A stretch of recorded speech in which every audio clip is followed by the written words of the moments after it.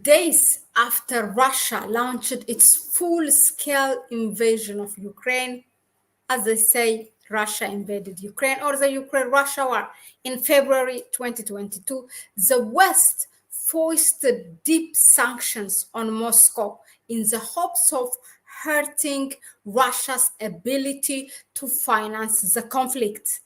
The sanctions targeted politicians and oligarchs, froze foreign reserves, curbed access to Western technology, and cut Russian banks off from the SWIFT international payment messaging system. The financial penalties were widely expected to bring Russia to its knees. Initially, the ruble plummeted in the value and Russian economy contracted by 1.2% in 2022 when the war during the war started. Now, in 2023, however, Russia's growth outpaced both the United States and Europe at 3.6%. What a miracle! Now, the country is on course for another strong year in 2024 this year, and ahead of it 2025. You may ask how this happened. Much of that growth came thanks to China. It's in the way of trade with China. China acted as a counterweight to the West by refusing to impose sanctions and becoming a major buyer of Russian energy, in which the West has abandoned and, in fact, deliberately blew that line of gas that in which Russia was selling energy. Despite pressure from the US and the European Union, the two countries have formed a deeper alliance since the war started. What I am going to tell you now is just what it manifested this deeper alliance. China is going to China's EV cars has taking over what Volkswagen has abandoned, the Volkswagen and Mercedes plants have abandoned in Russia. So this is how China now comes in as a lifeline support for Russia. Okay, now in this, what happens is, of course, Chinese automakers, the famous one, Chery, is using now Russian plants once owned by the Western firms like Volkswagen and Mercedes. These factories were abandoned by these European companies after the Ukraine-Russia war. Chery's expansion into Russia highlights growth ties between Moscow and Beijing.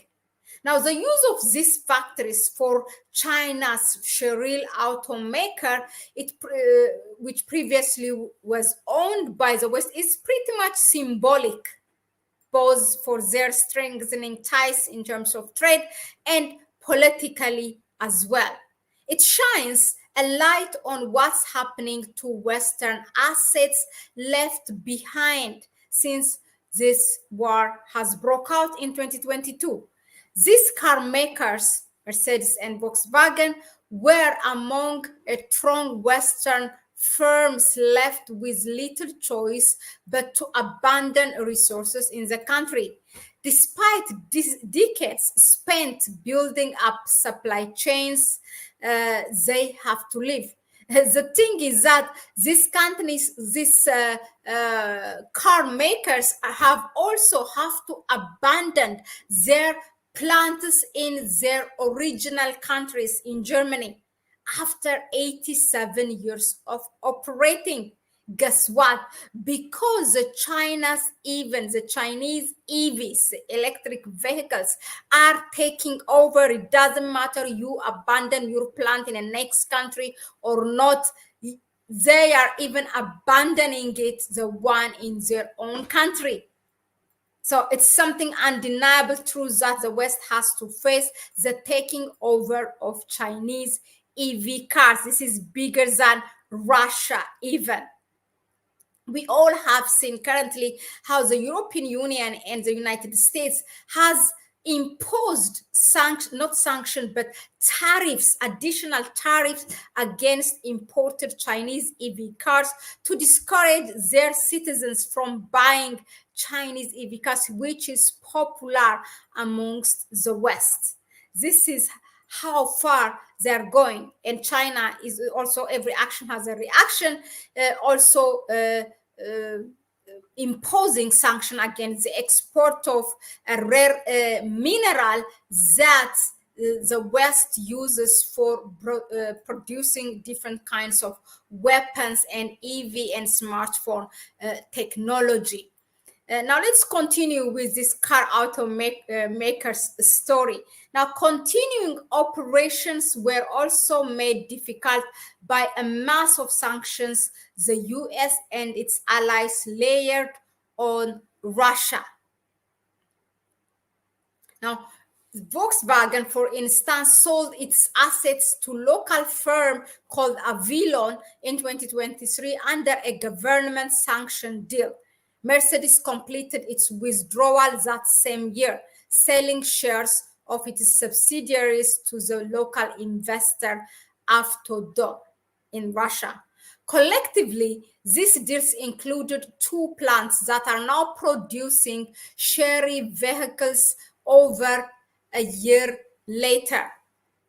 Reuters reported, for example, this, okay? Now, one will produce 27,000 vehicles this year, only one of the plant, okay? Now, Chery's operation add up amid China's effort to bolster economic ties with Russia. While Washington has worked to ostracize Moscow from the global economy, Chinese firms have filled that gap. Trade between the two countries ballooned to $240 billion in 2023, while Chinese exports into Russia jumped by 121%. Between this is 2021 to 2024. Well, the pattern for Chinese EVs pretty much the same. Also, its export to Western countries. It's just growing, and that's what the West is fighting. Russian demand made China the world's top car exporter at the start of 2024. And Beijing is responsible for over half of Russia's car market in terms of sales. Chery is China's largest exporter and accounts for close to 1/5 of Russia's passenger car sales. It sold over 200,000 new cars in Russia in 2023 alone. That is quadrupling from the previous year in 2022. Sources told also that the firm is expanding, this Chery's firm, automaker, is expanding production into Russia on a bet that demand will remain strong. Also, Moscow's economy struggles with output and has failed to take advantage of its full production capacity. Now, this is, what happens when the West has imposed all that sanction to bring Russia down to its knees. But what the result was the reverse.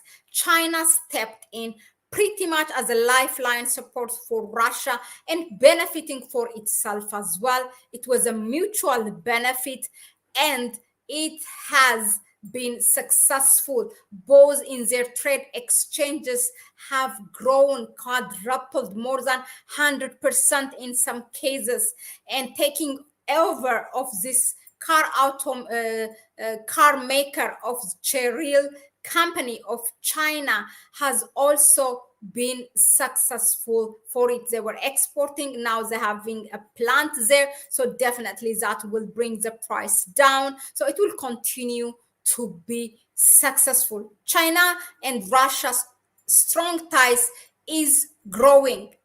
Ever since the war of Ukraine Russia war broke out, Putin has visited Beijing 3 times.